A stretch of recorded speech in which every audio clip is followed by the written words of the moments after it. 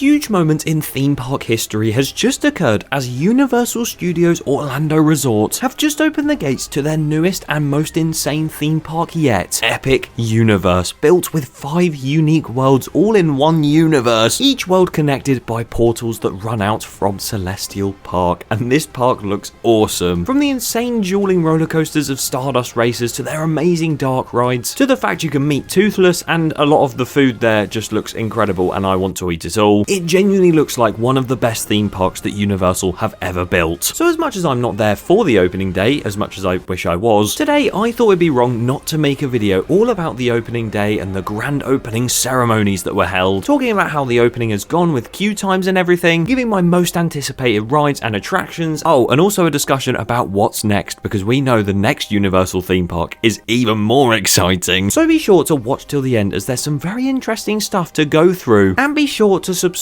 to the channel if you haven't already. It would be greatly appreciated, because in September I'm actually going to be going to Epic Universe and you're going to see my first reactions to that, Velocicoaster as well in the other park, all of the Disney parks for the first time in ages, and even like Iron Gwazi at Busch Gardens, all that stuff. So yeah, subscribe if you want to see that later this year. But Epic Universe then, what has happened with the opening? Of course, over the past few months there's been these previews. You've had the annual pass previews, the creator previews, and the general guest previews. So technically before this day the park had opened up, but not really. All in technical rehearsals, there was a lot of downtime for some rides, virtual queue used on one in particular, but as a whole they looked amazing, those previews did. But no, they got even better the day before it opened, because that night on the 21st of May there was a huge firework and drone show showcasing the grand opening ceremony of Epic Universe, connecting all the portals together with beacons of light and having all of these different like drones come up and say the word epic, all the fireworks in the sky, the whole of Celestial Park going all these different colors with the music, and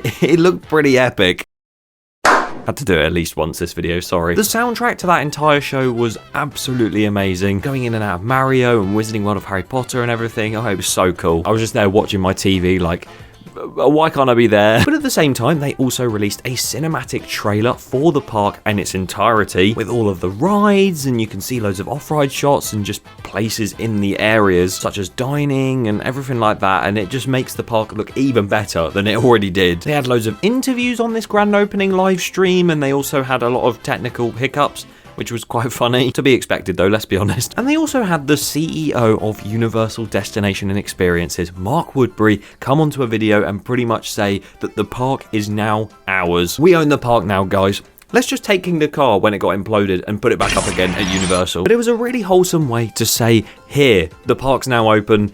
Enjoy it for the rest of your lives. And I love the fact that they did release that video. It was very nice. That day, the day before opening, we're still on, because technically the opening day for some people started that day, because some people were in the queue to get into the park from 10:45 that night, waiting for the opening day the next day. That is crazy levels of commitment. I thought waking up at like 6 AM to go on Nemesis Reborn was commitment, let alone that, fair play. But on this day, 22nd of May, the park couldn't just open from 9 AM and let everyone in at that time and everyone could go off instantly at that minute.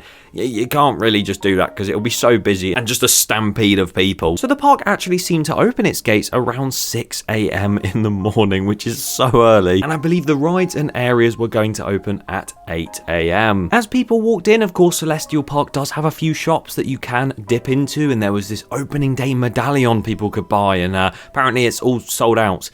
And it sold out during the media previews. Don't know why that's happened, but that is very confusing. You could see all the portals around, the Grand Helios Hotel at the back, and it just looked so nice at sunrise. And then the opening ceremony that day began. They had some like dyed fireworks going up in the air so you could actually see them, which is pretty cool. Once again, panning to all the portals, it sort of goes through a little fireworks show at each one with some music. That was amazing. You had some talking from even Steven Spielberg and everything, and then the park finally opened the portals. With one last blast in the center of all these water fountains, the park then opened for the first time for guests to enjoy. And if I'm being honest, for a new Universal theme park, I was expecting crowds to be way worse than they actually seemed. I'm not sure if it's just because they've organized it really well, or if I just have way too high expectations of everyone being like that on every ride. But no, all of the areas outside of the portals as they opened didn't seem too busy. I mean, the Mario warp pipe did literally look like a classic day on the London Underground. And the longest queue I've seen is Harry Potter and the Ministry of Magic at around 90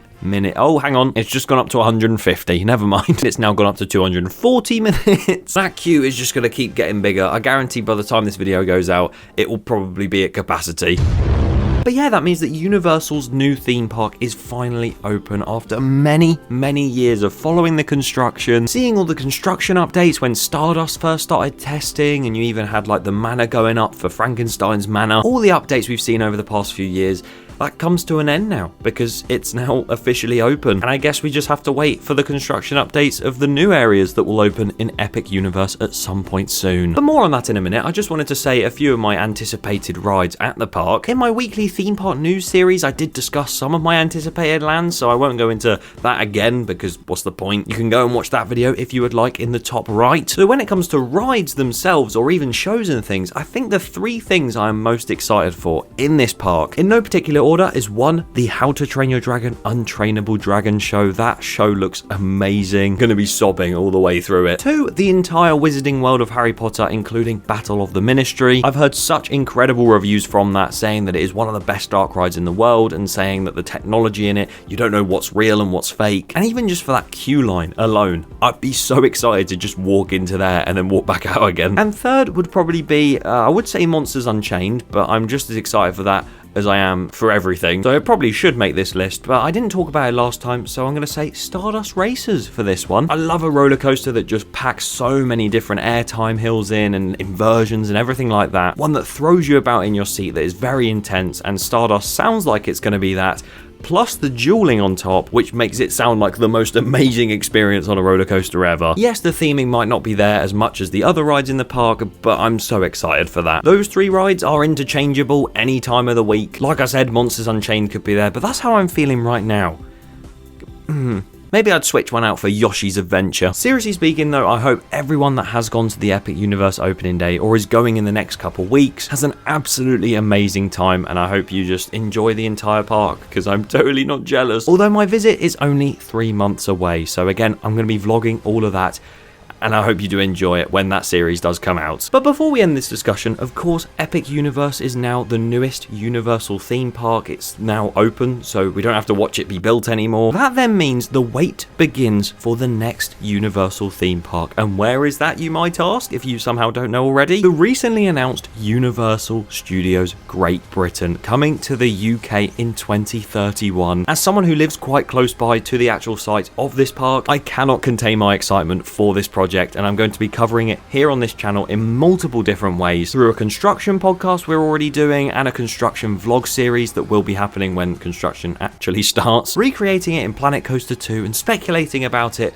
right here in my humble abode. There's going to be so much content to come from that, so if you are new around here and you do want to follow that project very closely over the next 6 years, be sure to subscribe to the channel because I'm going to be covering it as much as I can. I mean, it even got a mention in one of the interviews in the Epic Universe grand opening. As you know, we have parks in Singapore, Beijing, Osaka, and of course Hollywood, where it all began, and soon to be in Europe, in UK. Can't tell you how exciting it is to see that marvelous product be brought to life to peoples around the world. Big up the Bedford Massive. Are you visiting Epic Universe at all anytime soon? And if you are, what ride are you most excited for? And if you've been already, put in the comments what your favourite ride is. I cannot wait to go back to Florida and visit this park for the first time. So yeah, subscribe if you want to see those vlogs as well. Goodbye.